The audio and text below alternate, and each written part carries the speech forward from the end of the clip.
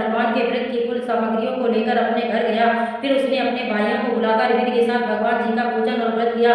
उस व्रत के प्रभाव से वह बूढ़ा लकड़हारा धन पुत्र आदि से युक्त हुआ और संसार के समस्त सुख होकर वैकुंठ को चला गया।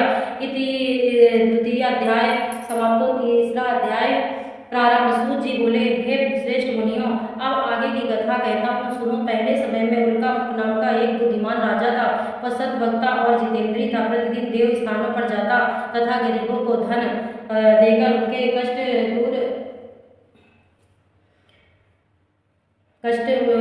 दूर करता था। उनकी पत्नी कमल के समान मुख वाली और सती साध्वी थी। भद्रशिला नदी के तट पर उन दोनों ने श्री सत्यनारायण जी का व्रत किया। उस समय में वहां एक साधु वैश्य आया। उसके पास व्यापार के लिए बहुत सा धन था। वह नाव को किनारे पर ठहराकर राजा के पास आ गया और राजा को व्रत करते हुए देखकर विनय के साथ पूछने लगा, हे राजन भक्तियों, जिससे यह आप क्या कर रहे हैं? मेरी सुनने की इच्छा है, सो आप यह मुझसे बताइए। राजा को बोला, हे साधु, आपने बंधुओं के साथ पुत्रादि की प्राप्ति के लिए महाशक्तिवान सत्यनारायण भगवान का व्रत व पूजन किया है। राजा के वचन सुनकर साधु आदर से बोला, हे राजन, मुझसे इसका सब विधान कहो। मैं भी आपके कथनानुसार इस व्रत को करूंगा।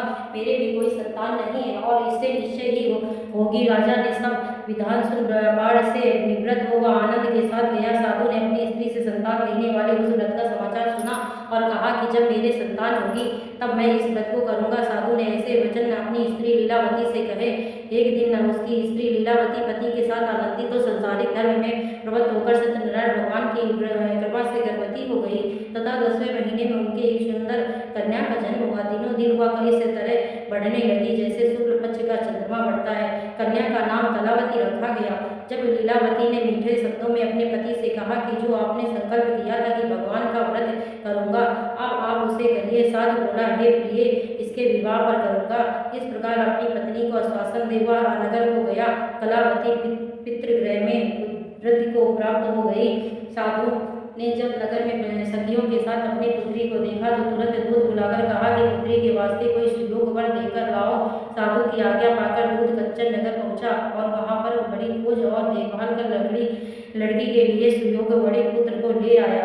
उस सुयोग लड़के को देखकर साधु ने अपने बंधु बांधवों सहित प्रसन्नचित्त अपनी पुत्री का विवाह करके साथ कर दिया। किंतु दुर्भाग्य से विवाह के समय भी उस व्रत को करना भूल गया। तब श्री भगवान क्रोधित हो गए और श्राप दिया कि तुम्हें दारुण दुख प्राप्त होगा। अपने कार्य में कुशल साधु बनिया जमाता सहित समुद्र के समीप स्थित रतनपुर नगर में गया और वहां दोनों ससुर जमाई चंद्रकेतु राजा के उस नगर में व्यापार करने लगे। एक रोज भगवान सत्यनारायण की माया से प्रेरित कोई चोर राजा का धन चुराकर भागा जा रहा था। किंतु राजा के दूतों को आता देखकर चोर घबराकर भागते हुए राजा के धन को ही चुपचाप रख दिया जहां वो ससुर जमाई ठहरे हुए थे। जब दूतों ने उस साधु वैश्य के पास राजा के धन को रखा देखा तो वे दोनों को बांधकर ले गए और प्रसन्नता से दौड़ते हुए राजा के समीप जाकर बोले, यह 2 चोर हम पकड़कर लाए हैं, देखकर आज्ञा दे। तब राजा की आज्ञा से उनको कठोर कारावास में डाल दिया और उनका सब धन छीन लिया। सत्यनारायण भगवान के श्राप द्वारा उनकी पत्नी भी घर पर बहुत दुखी हुई और घर पर जो धन रखा था सो चोर चुरा ले गए। शारीरिक व मानसिक पीड़ा तथा भूख प्यास से अति दुखित हो अन्न की चिंता में कलावती एक ब्राह्मण के घर गई। वहां उसने सत्यनारायण भगवान का व्रत होते देखा। फिर कथा सुनी तथा प्रसाद ग्रहण कर रात को घर आई। राजमाता ने कलावती से कहा, हे पुत्री, अब तक वहां रही वह तेरे मन में क्या है? पुत्री, अब तक कहाँ रही, तेरे मन में क्या है? कलावती बोली, हे माता, मैंने एक ब्राह्मण के घर श्री सत्यनारायण भगवान का व्रत देखा। कन्या के वचन सुनकर लीलावती भगवान के पूजन की तैयारी करने लगी। लीलावती ने परिवार और बंधुओं से श्री सत्यनारायण भगवान का पूजन किया और वर मांगा कि मेरे पति और दामाद शीघ्र आ जाए।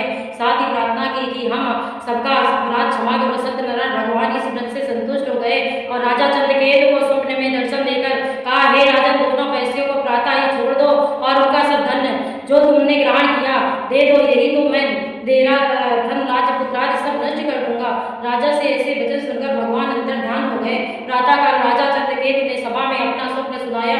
फिर दोनों बड़े पुत्रों को कैद ऐसे मुक्त कर सभा में बुलाया। दोनों ने आते ही राजा को नमस्कार किया। राजा मीठे वचनों से बोला, हे महानुभाव, भाभी बस ऐसा कठोर दुख प्राप्त हुआ है, अब तुम्हें कोई भय नहीं।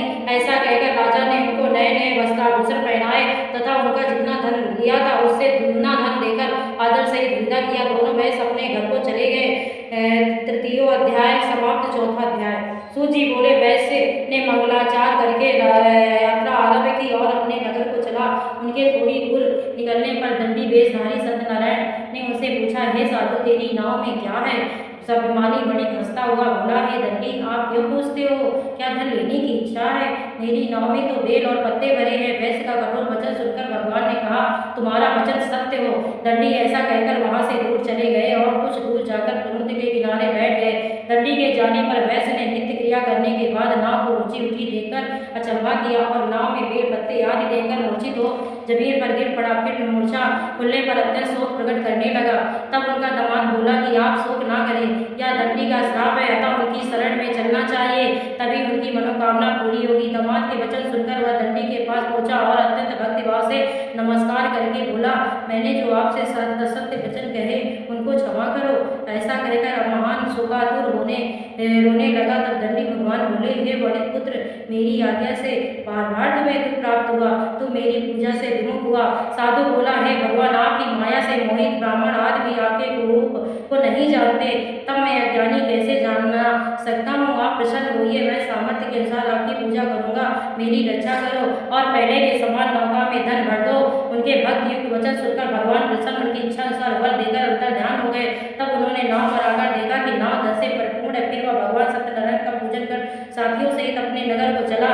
अब अपने नगर के निकट पहुंचा, तब दूध को घर भेजा। दूध ने साधु के घर जा उसकी स्त्री को नमस्कार कर कहा, हे साधु, अपने दामाद सहित इस नगर के समीप आ गए। ऐसा वचन सुन साधु की स्त्री ने बड़े हर्ष के साथ, जाती हो तो कार्य छोड़कर शीघ्र ही माता आगे। ऐसे वचन सुनकर कलावती प्रसाद छोड़कर पति के पास गई। प्रसाद की आज्ञा के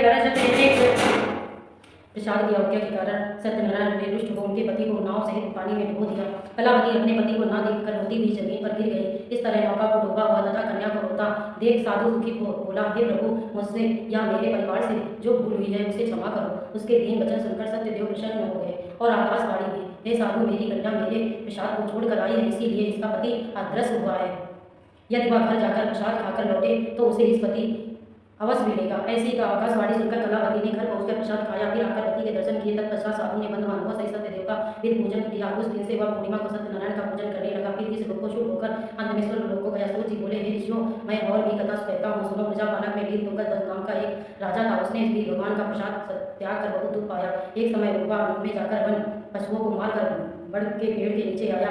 वहां उसने ग्वालों को भक्तिभाव से बालकों सहित सत्यनारायण जी का सुंदर पूजन किया। राजा देख कर भी भगवान बस वहां नहीं गया और न नमस्कार किया। तब ग्वालों ने भगवान का प्रसाद उसके सामने रखा तो वह प्रसाद को त्याग कर अपनी सुंदर नगरी को चला गया। वहीं उसने अपना सब कुछ नष्ट कर पाया तो वह जान गया कि यह सब भगवान ने किया है, सत्यदेव की कृपा ही है। तब वह विश्वास कर ग्वालों के समीप गया और वीर पूर्वक पूजन कर प्रसाद खाया तो सत्यदेव की कृपा से पहले जैसा सबको धन्य दान से भरपूर हो गया, वैसा भी दीर्घ काल तक सुख होकर मरने पर स्वर्ग लोक हो गया। जो मनुष्य इस प्रलम दुर्लभ व्रत को करेगा, भगवान की कृपा से उसे धन्य दान की प्राप्ति होगी। निर्धन धनी और बंधन से मुक्त होकर निर्भय हो जाता है। संतानहीनों को संतान प्राप्ति होती है तथा सब मनोरथ पूर्ण होकर संत में वैकुंठ धाम को जाता है। जिन्होंने पहले इस व्रत को किया, अब उनके दूसरे जन्म की कथा कहता हूँ। वृद्ध सदानंद ब्राह्मण ने सुदामा का जन्म लेकर मोक्ष को पाया। उनका नाम का राजा दशरथ होकर वैकुंठ को प्राप्त हुआ। साधु नाम के वैश्य ने मोरत ध्वज बनकर अपने पुत्र को आगे से चीरकर मोक्ष को प्राप्त किया। महाराज तुंगत ध्वज ने स्वयंभू होकर भगवान में भक्ति युक्त कर्म कर मोक्ष को प्राप्त किया। बोलो सत्यनारायण भगवान व्रत कथा।